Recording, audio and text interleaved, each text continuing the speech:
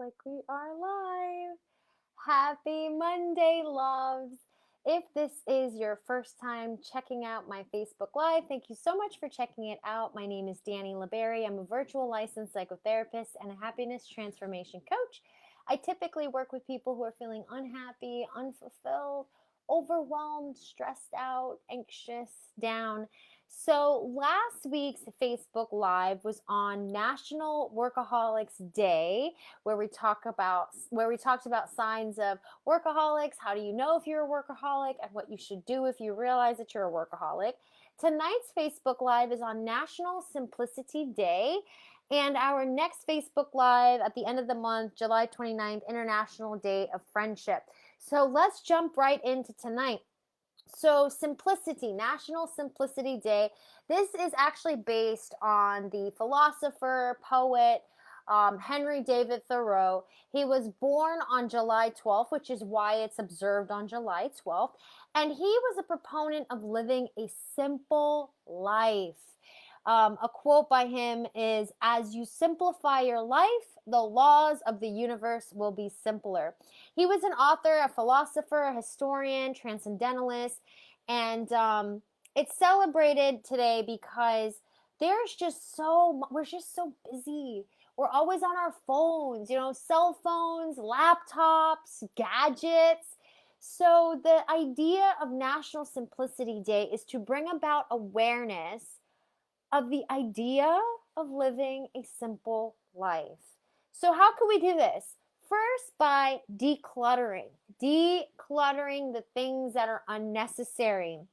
Um, Start with one area, one space, because sometimes people get a little overwhelmed with the idea of decluttering. So, even if you just start with one little area, one little corner, starting there, and you'll find that once you finish that and accomplish that, your momentum will add and build, into which you'll end up wanting to finish the rest of your house, your apartment, your place.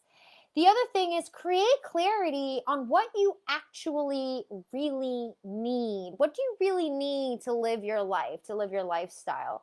And my last tip is spend more time in nature. If you can, something that I shifted towards when it came to eating less meat. I remember when I started with meatless Mondays. I don't eat meat very often now.